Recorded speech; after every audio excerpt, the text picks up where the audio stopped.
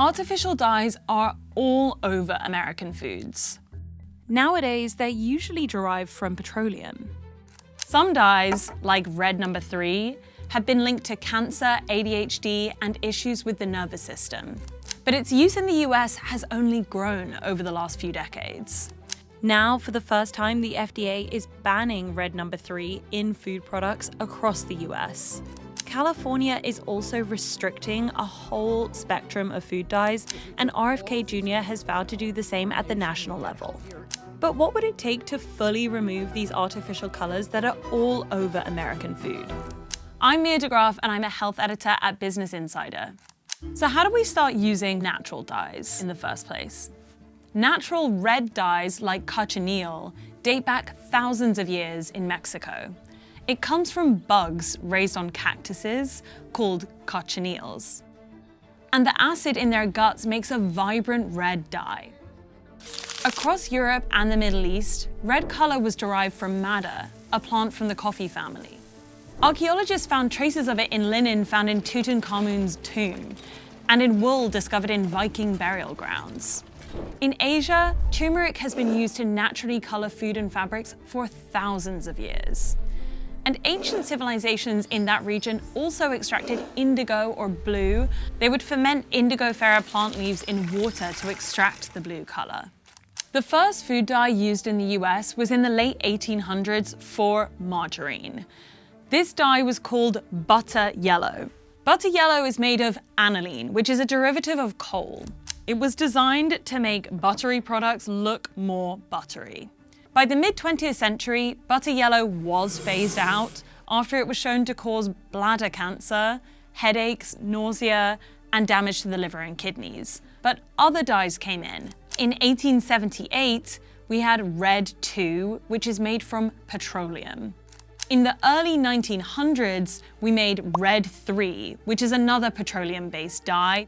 Soon after, there were more than a dozen artificial dyes available for sale, and most companies were favoring them over natural ones because they were cheaper. Synthetic dyes are made in labs using byproducts from coal and petroleum.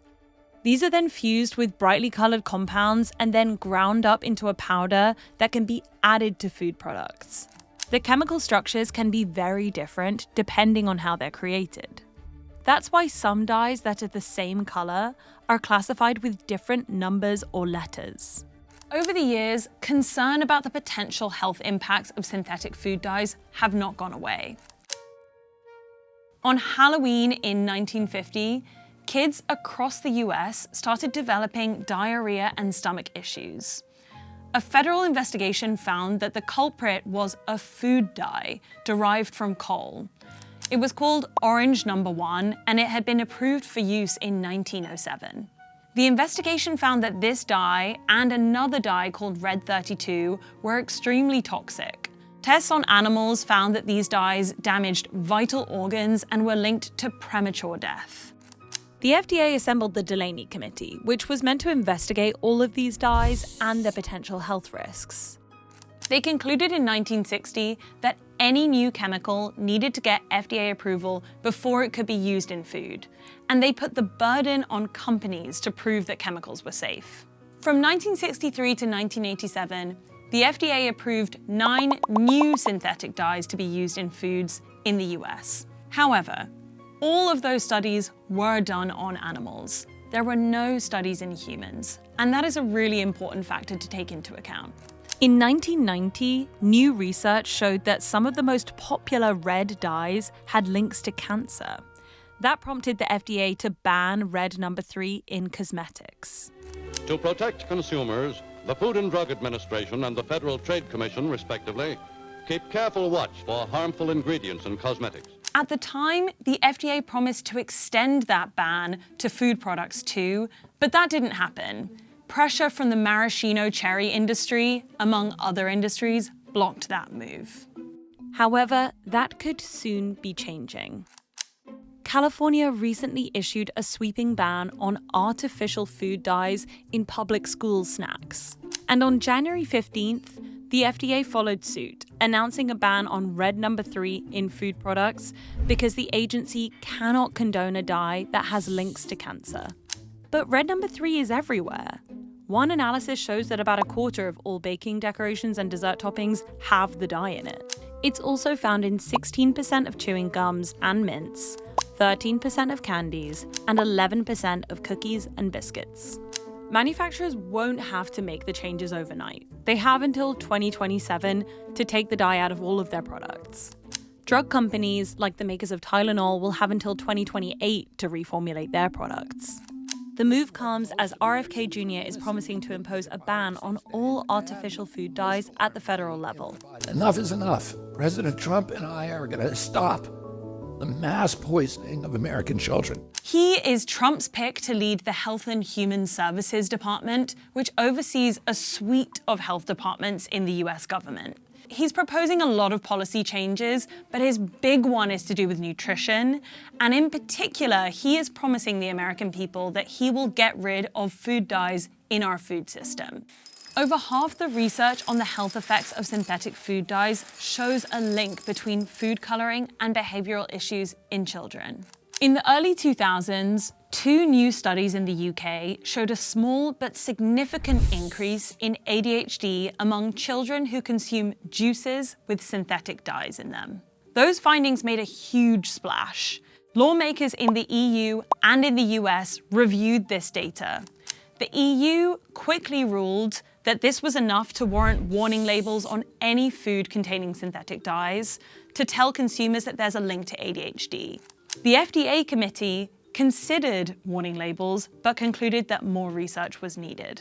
Around 10 years ago, a bunch of food giants did agree to remove synthetic food dyes from cereals and snacks after pressure from consumers. But in the years after that, a few of them brought the dyes back. General Mills, which makes Trix cereal, said that they got so many complaints from consumers that the product was no longer as brilliant and colorful as it had been before. So they ditched the natural dyes like radish, purple carrots, and turmeric, and brought back the synthetic food dyes, which you see in this product today. Let's now look at Fruit Loops. This is the product that RFK really made the focus of his presidential campaign. He said that US Fruit Loops have like 18 ingredients in them and Canadians Fruit Loops have like 3 ingredients. That's not actually true because Canadian Fruit Loops also have many ingredients. But the point he was making is that the US version does have more artificial food dyes in it than other countries. So just looking at the label, we have red 40, yellow 5, blue 1, yellow 6. So 4 food dyes similar to these 2, Captain Crunch and Trix.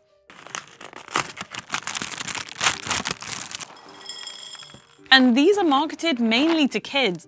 It says natural fruit flavors, sweetened multi-grain cereal, and here it says it's a good source of 9 vitamins and minerals. Let's look at some snacks. We have Doritos. They are nacho cheese flavored, the best flavor. And obviously you know what you're gonna get from a packet of Doritos, a distinctive orange chip. But looking on the label, let's see. There is a lot of colors in here. Yellow 6, yellow 5, yellow 6 lake, yellow 5 lake. So that is yellow 5 and 6 made in 2 different ways, and red 40. Let's get them out. All right, look at these. I mean, you can't hate them, they look amazing. But Doritos are sold in Europe as well, without the artificial dyes. So this distinctive color, this smell, it is possible with natural food dyes as well. So now we're going to look at some products that do have synthetic food dyes and some which you might not expect. Sad to see, it's a saffron yellow rice. Right here at the bottom, we have artificial color, including FD&C yellow number, it's hidden, yellow number 5, and FD&C red number 3. So 2 artificial colors to make this as yellow as it does appear. Then you also have Morningstar Farms veggie bacon strips. It's marketed as 100% vegetarian, giving you this wake up and smell the veggie protein. the power of plants. There's a lot of things on the front of this package which the WHO would describe as a health halo. So it's things that are really marketing it as positive and good. You flip it over though, and you do see, let me find it, red number 3 and yellow number 6. You can even find food dyes in foods that you might use in healthy dishes like a salad. So look at this, for example. This is a light raspberry and walnut vinaigrette dressing, which on the label says all the flavor you could wish for, sacrifice calories, but not flavor. However, if you look at the fine print, oh, this is an eyesight test, there is red 40 and blue 1. There's also natural color, so there's caramel color. The reason food companies use synthetic food dyes in something like this is that while raspberries are red, if you have it packaged in a product for a long period of time, and if it goes through a processing, like ultra-processed manufacturing, it might lose a bit of that color through the process. So adding something like red 40 or blue 1 back in is gonna help it maintain the look and appeal. So obviously you can also get the food dyes themselves from the store for home baking or other kinds of decorating, and we got them today. Here's what a few of them look like. And this is the packaging, food colors and egg dye, red, yellow, and blue. So what do these contain exactly? This contains red 40 and red 3. We have yellow. This contains yellow 5 and red 40. And blue, this contains blue 1 and red 40. Remember, California banned red number 3 in 2023, and most recently restricted the use of 6 other dyes in school food. The state gave companies until 2027 to reformulate their products, so this federal ban on one dye isn't completely out of the blue for food giants. The real benefit of synthetic dyes is economic. Compared to natural dyes, synthetic dyes are cheaper to manufacture, they are less susceptible to environmental factors, so they can be made and used anywhere. They're also easier to control, so they can be more reliable color agents and you have no risk of them fading. And the market for them is huge. Sales have grown nearly 10% from 2019 to 2023. Meanwhile, demand for natural dyes has increased 7% during that same time period. Today, those could be beets, beta-carotene, cherries, strawberries, dried hibiscus flowers, cranberries, grapes, turmeric, paprika. All of these things that you know when you touch them, that color is gonna get on your fingers. So let's look at a few of them. Let's start with beets. I have cooked with beets before, and I can tell you this is a very effective dye. I'm gonna be very delicate about how I open this, so let's open this. Ooh, grip strength. Oh my God, what the hell? Paige! I'm gonna try it. Okay, take 2. All right, now I have a jar opening glove. We'll see if this works. Absolutely mortifying if it doesn't work. Okay. Oh, it came off so easy. Would you look at that? The nice thing about a natural dye like beets as well is that it's packed full of vitamins and minerals that you want to get in your diet anyway. So obviously in a food product, it's not gonna be that much, but it's a nicer thing to put in your body than something that could be a carcinogen. So looking at that juice, that looks like red dye to me, and I'm gonna touch it. So slightly more soluble than the kind of dye that I would imagine putting in food. Let's actually compare it to the red dye. Next to each other, they look pretty similar. This red sticks to the plate a little more. I can literally see it kind of lingering on the white of the plate in a slightly more synthetic way. Let's look at turmeric now.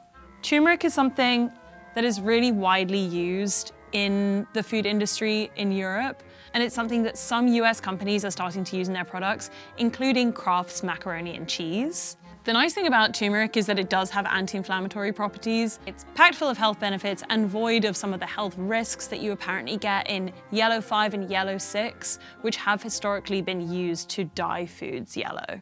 So here are some products that actually use natural dyes instead of synthetic dyes. Now, obviously, these are ultra-processed products. They are not beacons of health by any stretch of the imagination, but it is interesting to see how something like an instant mashed potato with this distinctive yellow color on it uses natural dyes instead of the food dyes that the food industry does seem to be so attached to. So in this, for example, scrolling down the ingredients list, I can see annatto extract, which is a type of seed from Mexico, paprika extract, that's also used for color. And those are the only colors in here. Obviously, it has some other chemicals that are used in ultra-processed foods. Now, these are really marketed as healthy, and I will say from a health perspective, not necessarily going to be delivering the kind of fiber and vegetables that you would get from just eating a carrot, but they don't have the food dyes that you might find in some other products. So this uses beetroot powder and turmeric extract to get these kinds of colors that you see on the front of the packet. So if you're trying to avoid food dyes in food, the #1 thing you should look for is the USDA organic seal. Anything with that seal cannot contain synthetic food dyes. If there isn't an organic label, look on the ingredients, and it might be listed under a few different names. Typically, it will say something like FD and C and then a number.